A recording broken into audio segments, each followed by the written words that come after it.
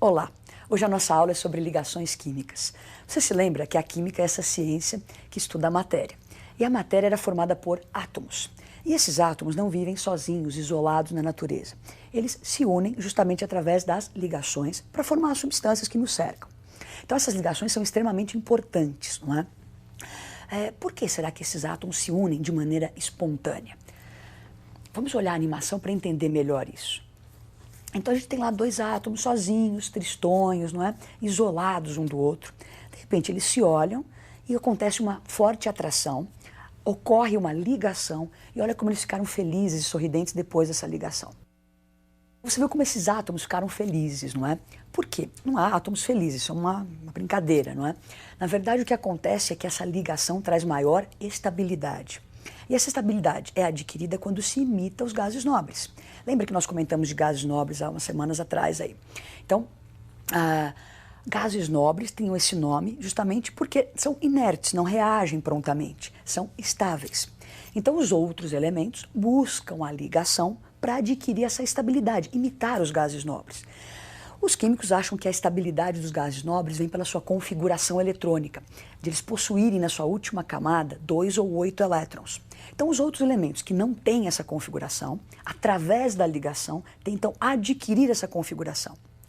Bom, então a ligação é procurada espontaneamente para se adquirir estabilidade.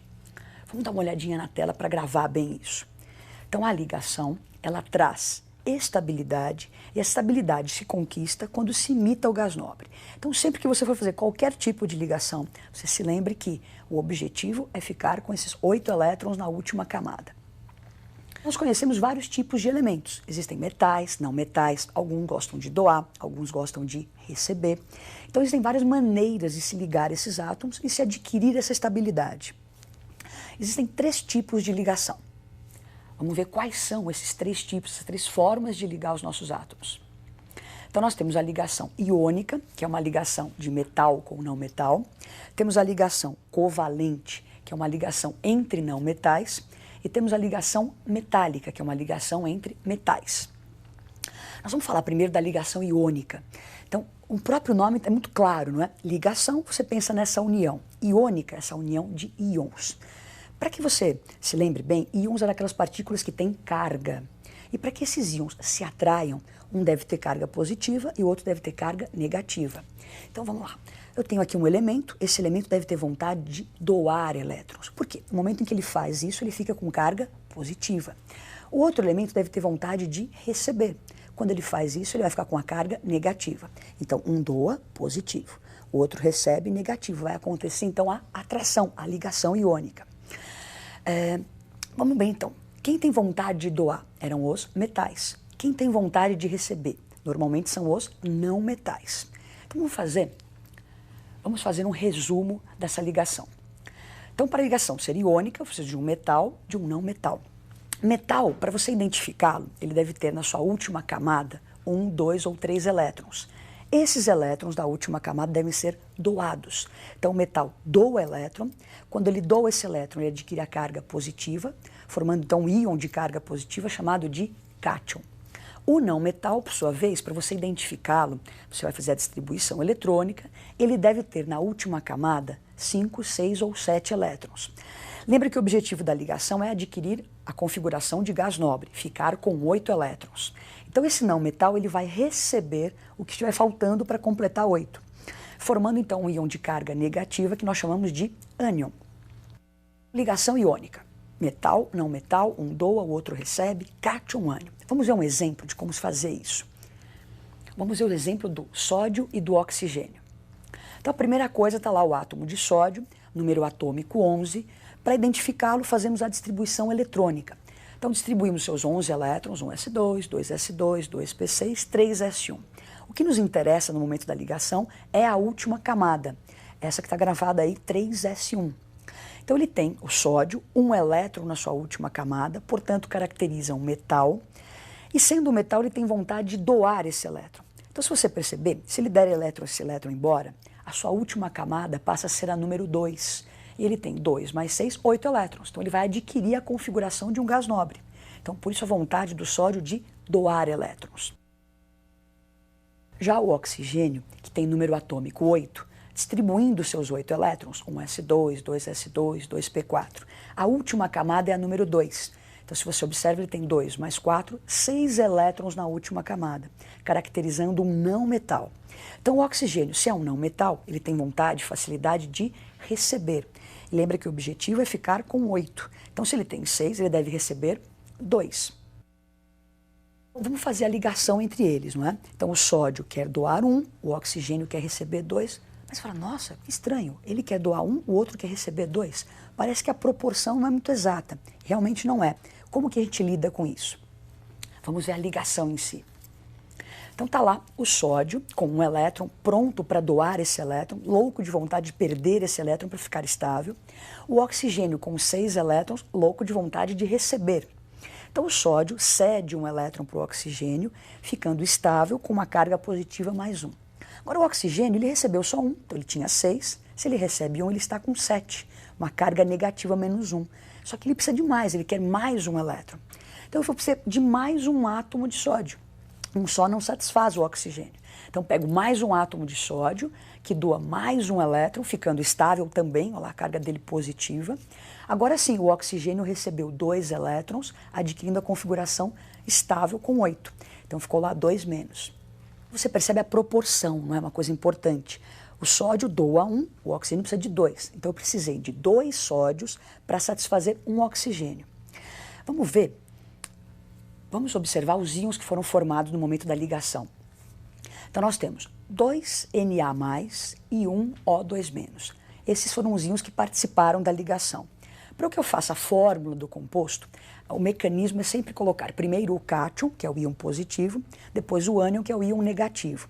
Então tá lá o Na, depois o O. O índice indica a quantidade de átomos que nós usamos. Então nós temos 2 átomos de sódio para satisfazer um oxigênio. Por isso o Na2 e o O1. Vocês viram, não é? Que essa coisa da proporção, 2 sódios, 1 oxigênio, fizemos a fórmula. Será que não tem uma maneira mais rápida e prática de chegar nessa fórmula, não é? Sem precisar de animações, elétrons indo para cá e para lá? Existe uma regra prática para se unir um cátion ao ânion. Como é essa regra prática que nos dá rapidamente a fórmula? Então você tem um cátion, o íon de carga positiva, o ânion de íon de carga negativa. Primeiro o cátion, depois o ânion. A carga do cátion escorrega no índice do ânion. E a carguinha do ânion escorrega lá para o índice do cátion. De uma maneira, então, rápida e prática, você constitui ou constrói a fórmula do composto. Falamos de ligação iônica. A próxima era a ligação covalente. Na ligação covalente, quem participam são não metais, ou hidrogênio com esses não metais. Não metais são elementos que a gente acabamos de comentar que gostam de receber. Daí você tem lá 2 átomos que vão se unir, pretendem se unir, mas os 2 querem receber. Como fazer isso, né? A iônica é uma coisa mais clara, um dá, o outro recebe, para nós é tranquilo isso. Na covalente, parece um pouco estranho, mas como é que é possível se os 2 querem receber? Você se lembra que os elétrons estão girando na eletrosfera. Esses átomos, então, se aproximam e esses elétrons da sua última camada vão se unir, vão se sobrepor e formar uma nuvem eletrônica comum. E esse par de elétrons, então, vai ser compartilhado. Então, os 2 querem receber e um vai dar para o outro. Então, eles se aproximam e compartilham. Vamos olhar a tela.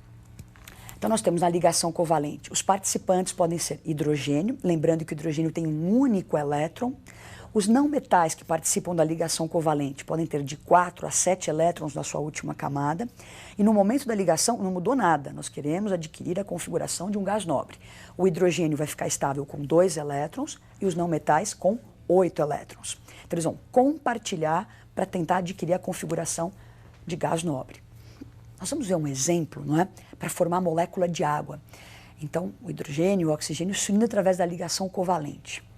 Como isso acontece? Vamos olhar a animação. Então você tem aí, olha, o hidrogênio com um único elétron, não é? O oxigênio com 6 elétrons.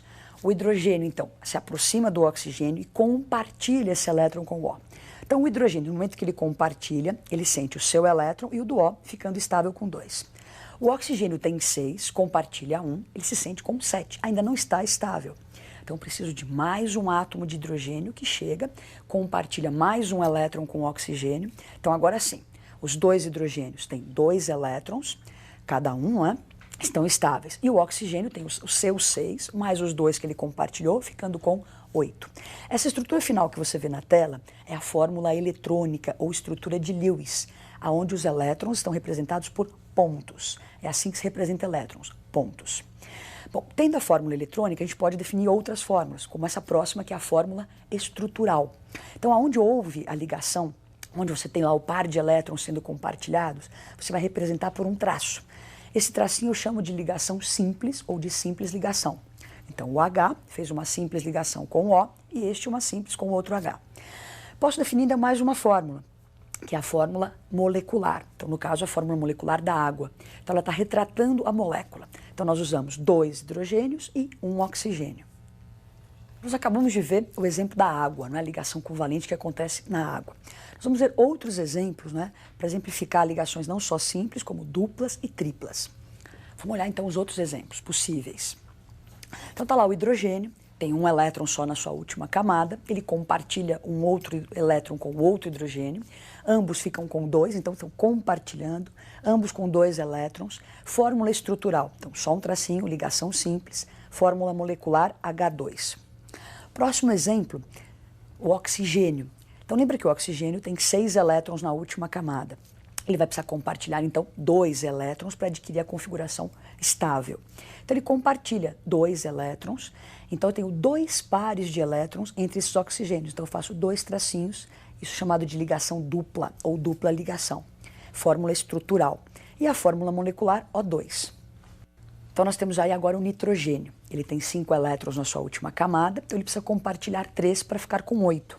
Então ele compartilha 3 elétrons com outro nitrogênio. Então nós temos 3 nuvens eletrônicas, 3 pares sendo compartilhados. Então uma tripla ligação. Então você vê na fórmula estrutural 3 tracinhos.